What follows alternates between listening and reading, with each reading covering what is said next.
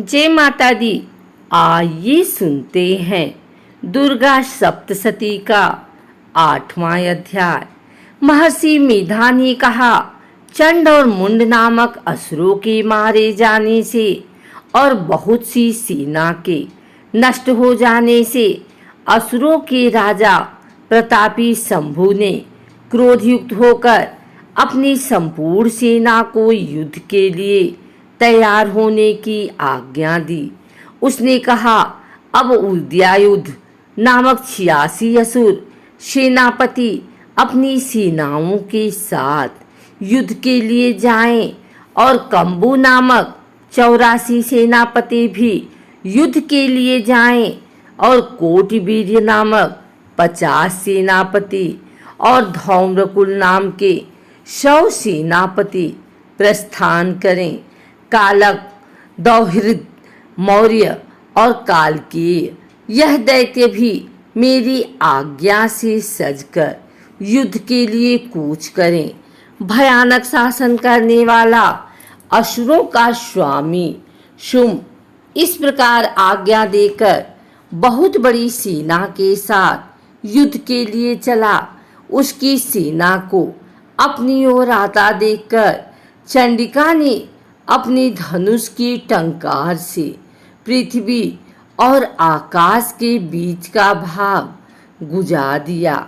हे राजन, इसके पश्चात देवी के सिंह ने दहाड़ना शुरू कर दिया और अंबिका के घंटे के शब्दों ने उस ध्वनि को और भी बढ़ा दिया। धनुष की टंकार, सिर की दहाड़ और घंटे के शब्द से पृथ्वी और आकाश के बीच का भाग गुज उठा और इसके साथ ही देवी ने अपने मुख को और भी भयानक बना लिया। ऐसे भयंकर शब्द को सुनकर राक्षसी सेना ने देवी तथा सिंह को चारों ओर से घेर लिया।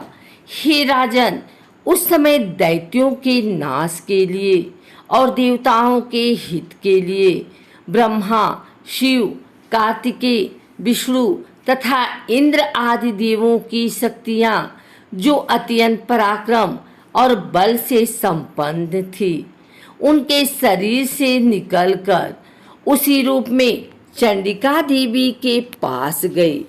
जिस देवता का जैसा रूप था, जैसा आभूषण थे और जैसा वाहन था, वैसा ही रूप, आभूषण और वाहन लेकर उन देवताओं की शक्तियां दैत्यों से युद्ध करने के लिए आई। हंस युक्त विमान में बैठकर और रुद्राक्ष की माला तथा कमंडलू धारण करके ब्रह्मा जी की शक्ति आई।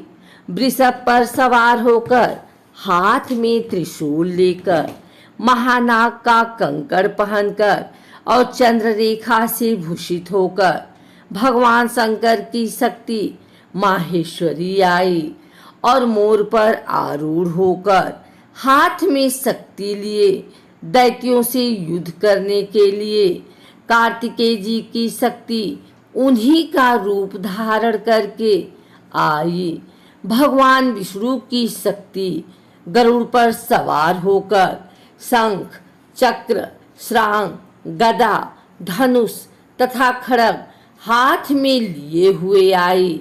श्री हरि की शक्ति वाराही वाराह का शरीर धारण करके आई और नरसिंह के समान शरीर धारण करके उनकी शक्ति नरसिंही भी आई।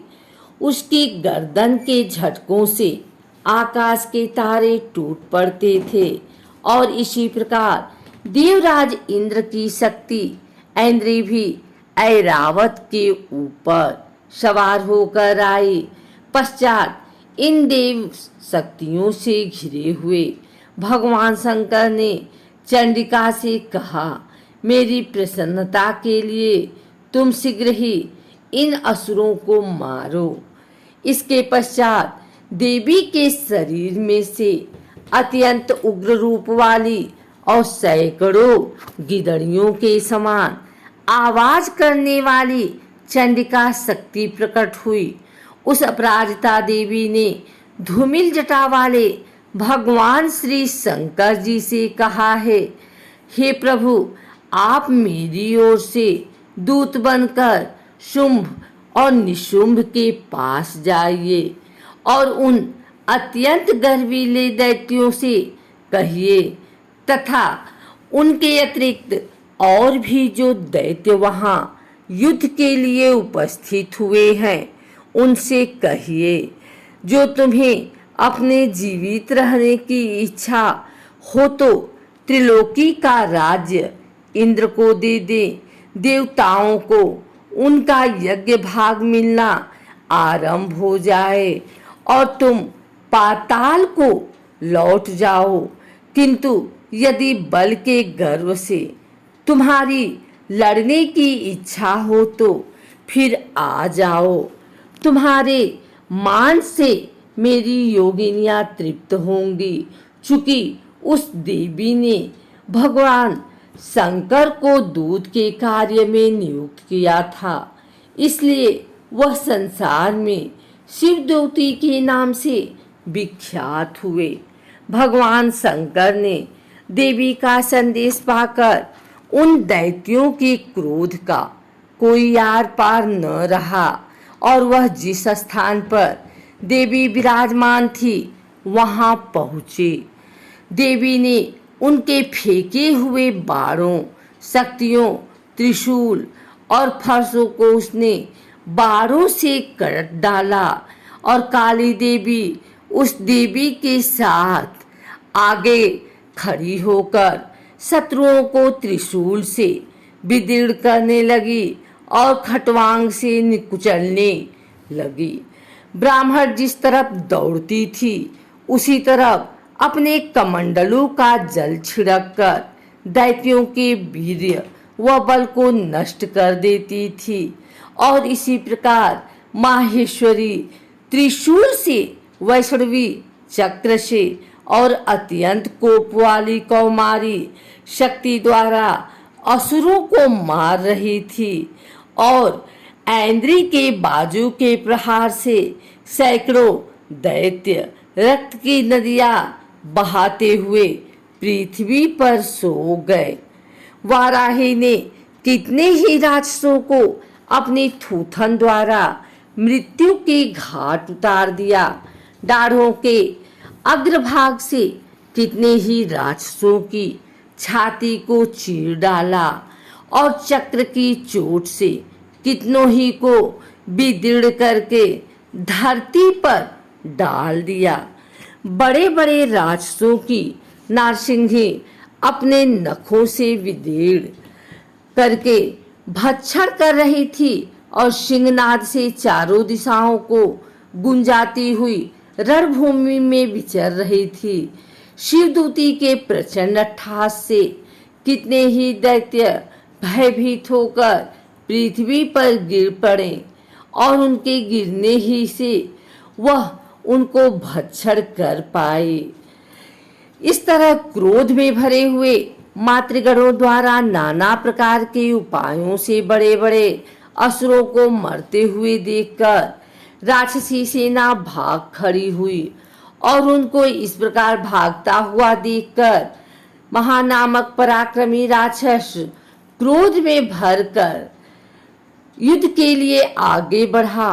उसके शरीर से रक्त की बूंदी पृथ्वी पर जैसे ही गिरती थी, तुरंत वैसे ही शरीर वाला तथा वैसा ही बलवान दैत्य पृथ्वी से उत्पन्न हो जाता है। रक्तबीज गदा हाथ में लेकर ऐन्द्री के साथ युद्ध करने लगा। जब ऐन्द्री शक्ति ने अपने वज्र से उसको मारा तो घायल होने के कारण उसके शरीर से बहुत सा रक्त बहने लगा और उसकी प्रत्येक बूंद से उसके समान ही बलवान तथा महापराक्रमी अनेकों दैत्य भयंकर रूप से प्रकट हो गए। वह सबके सब दैत्य बीज के समान ही बलवान तेज वाले थे। वह भी भयंकर अस्त्र शस्त्र लेकर देवियों के साथ लड़ने लगे। जब ऐन्द्री के वज्र प्रहार से उनके मस्तक पर चोट लगी, रक्त बहने लगा, तो उसमें से हजारों ही पुरुष उत्पन्न हो गए। वैष्णवी ने चक्र से और ऐन्द्री ने गदा से रक्त बीज को चोट पहुंचाई और वैष्णवी के एक चक्र से घायल होने पर उसके शरीर से जो रक्त बहा, उससे हजारों महाअसुर उत्पन्न हुए। वह सबके सब दैत्य बीज के समान ही बलवान तेज वाले थे। वह भी भयंकर अस्त्र शस्त्र लेकर देवियों के साथ लड़ने लगे। जब ऐन्द्री के वज्र प्रहार से उसके मस्तक पर चोट लगी और रक्त बीज बहने लगा, तो उसमें से हजारों ही पुरुष उत्पन्न हुए। वैष्णवी ने चक्र से और ऐन्द्री ने गदा से रक्त बीज को चोट पहुंचाई और वैष्णवी के चक्र से घायल होने पर उसके शरीर से जो रक्त बहा, उससे हजारों महाअसुर उत्पन्न हुए, जिनके द्वारा यह जगत व्याप्त हो गया। उस महादैत्य ने सब मात्र शक्तियों पर पृथक पृथक गदा से प्रहार किया और माताओं ने शक्ति तथा शूल इत्यादि से उसको बार बार घायल किया। उससे सैकड़ों महादैत्य उत्पन्न हुए और इस प्रकार उस रक्त बीज के रुधिर से उत्पन्न हुए असुरों से संपूर्ण जगत व्याप्त हो गया, जिससे देवताओं को भय हुआ। देवताओं को भयभीत देखकर चंडिका ने काली से कहा, हे चामुंडे, आपने मुख को बड़ा करो और मेरे शास्त्र से उत्पन्न हुए रक्त बीज तथा एक रक्त बिंदुओं से उत्पन्न हुए महा असुरों को तुम अपने इस मुख से भक्षण करती हो। इस प्रकार रक्त बिंदुओं से उत्पन्न हुए महादैत्यों को भक्षण करती हुई तुम रणभूमि में विचरो। इस प्रकार रक्त क्षीण होने से यह दैत्य नष्ट हो जाएगा। काली से इस प्रकार कहकर चंडिका देवी ने रक्त बीज पर अपने त्रिशूल से प्रहार किया और काली देवी ने अपने मुख में उसका रक्त ले लिया। तब उसने गदा से चंडिका पर प्रहार किया। प्रहार से चंडिका को तनिक भी कष्ट नहीं हुआ, किंतु रक्त बीज के शरीर से बहुत सा रक्त बहने लगा। लेकिन उसके गिरने के साथ ही काली ने उसको अपने मुख में ले लिया। काली के मुख में उस रक्त से जो असुर उत्पन्न हुए उनको उसने भक्षण कर लिया और रक्त को पीती गई।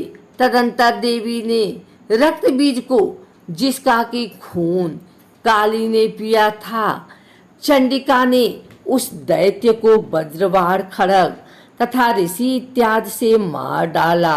हे राजन, अनेक प्रकार के शस्त्रों से मारा हुआ और खून से वंचित वह महादैत्य रक्त बीज पृथ्वी पर गिर पड़ा। हे राजन, उसके गिरने से देवता अत्यंत प्रसन्न हुए